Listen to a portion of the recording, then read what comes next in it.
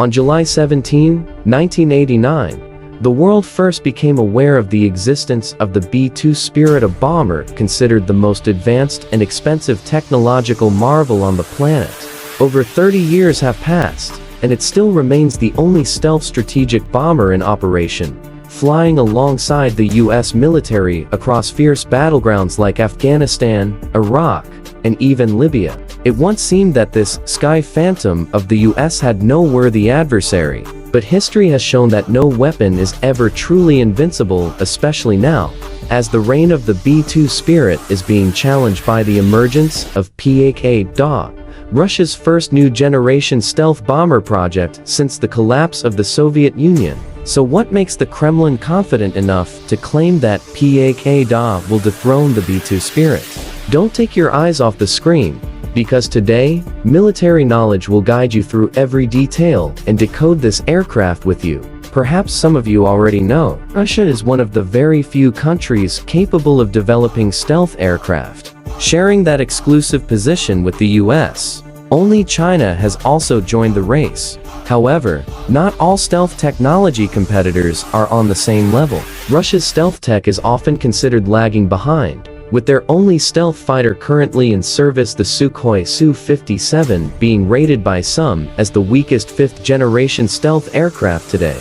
And of course, stealth is not a single technology, it is a combination of methods, production techniques, and combat strategies. All are integrated to reduce or block detection of an aircraft flying through contested airspace.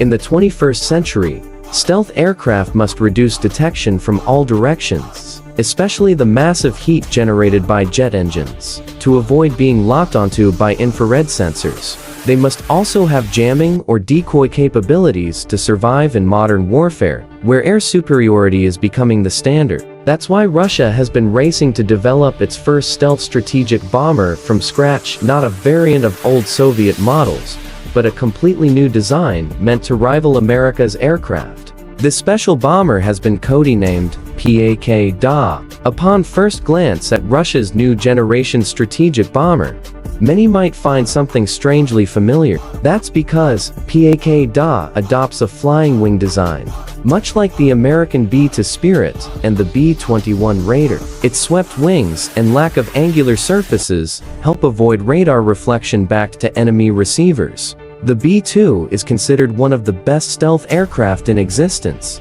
able to bypass low-frequency radars. By following this path, the PAKDA has a solid foundation. However, Russia's stealth tech still faces major challenges, especially when mass-producing stealth aircraft. Even minor errors in the construction of a stealth bomber can have serious consequences. Misaligned panel seams can reflect radar waves.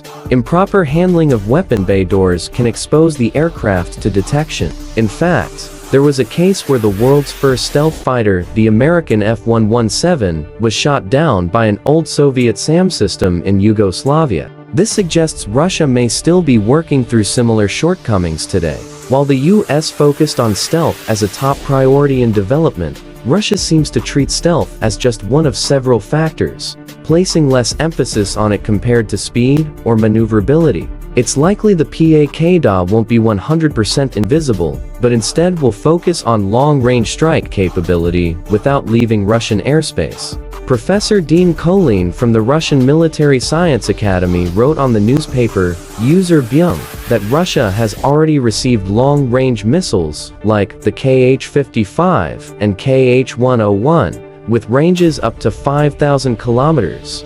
This means their strategic bombers no longer need to be long-range themselves. Now, strategic bombers only need to leave Russian territory, remain under air defense coverage, and still complete their missions. So what exactly will the Kremlin equip the PAKDA with, now that it's under heavy protection? According to Russian sources, the PAKDA will carry multiple nuclear weapons and coordinate with USvs. All of these weapons will be stored internally. Among the hot payloads expected is the newest Russian hypersonic missile, H-47M2 Kinzhal. This is a hypersonic air-launched ballistic missile, allegedly capable of reaching thousands of kilometers at speeds above Mach 10, or about 12,300 kilometers per hour. It can carry either conventional or nuclear warheads, with a maximum nuclear yield of about 500 kilotons, over 30 times the Hiroshima bomb. Thanks to its speed and maneuverability, the Russian military claims Kinzhal can defeat any U.S. air defense system. U.S. defense officials have also warned that modern air defense systems are currently unable to intercept hypersonic weapons, showing how dangerous the Kinzhal could be. In October 2021, Russia announced the development of another air-launched long-range hypersonic weapon called the H-LAM. It too will be deployed on the PAKDA, along with conventional bombs for traditional bombing missions.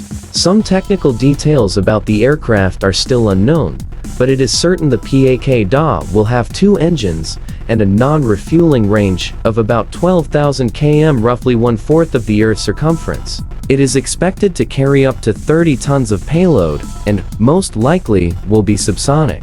Some believe that going subsonic is a step backward for Russia's aviation industry. Others argue that supersonic bombers have their own limitations. Take the Tu-160 as an example. Supersonic aircraft only used in extreme cases, such as flying quickly through dangerous areas. Running in afterburner mode dramatically increases fuel consumption, which could cause the aircraft to run out of fuel and crash. Moreover, the heat emitted during supersonic flight is significantly higher. Infrared sensors on enemy stations can detect a supersonic bomber from hundreds of kilometers away. This allows enemy interceptors to launch and prepare to take the bomber down within minutes. The PAKDA project was first mentioned in the late 1990s, with funding beginning in 2008. The Russian Defense Ministry approved its preliminary design, and mass production is expected by late 2027.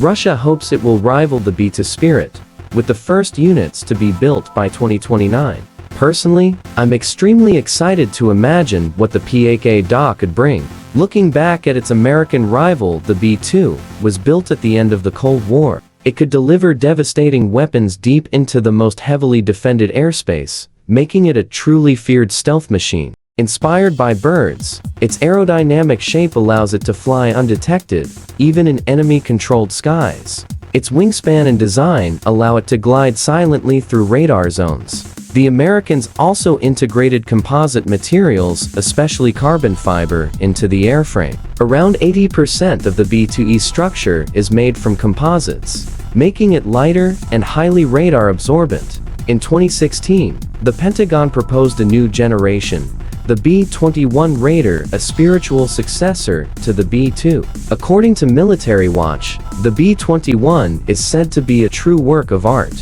Not only will it be the next-gen strategic bomber, it could become the most dangerous strike aircraft in the world. Within a mixed combat force, the B-21 will serve as the central hub, using its sensors to identify and designate targets for frontline fighters. With artificial intelligence and high-performance computing, the B-21 will process vast amounts of data and predict threats in real time. Meanwhile, Russia's PAKDA hasn't even left the blueprint stage. As of September 2021, the US had already produced 5 B-21 prototypes. The first operational units are expected to enter service in 2025, keeping the US ahead in the stealth bomber race. One more competitor to the PAKDA is China's stealth bomber project, the Shan H-20. Announced in 2016, the H-20 could enter service in the next 2 to 3 years. China began testing the H-20 from June 8 to 22, 2021, at an airbase in the Kinnan area, about 250400 km from disputed border zones with India. China's current bombers such as the H-6K, H-6N, and H-6Z already allow them to conduct strikes across East Asia, South Asia, and even the Western Pacific. These are similar to the long-range missions performed by Soviet-era Tu-160s. To do this, China must rely on multiple cruise missiles, both subsonic and hypersonic, targeting ships and land targets. These bombers may also carry air-launched ballistic missiles. The H-20 is an expensive project, but it is viewed as a key nuclear deterrent and a tool to project global power, much like how the USAF and Russia are currently using their strategic bombers.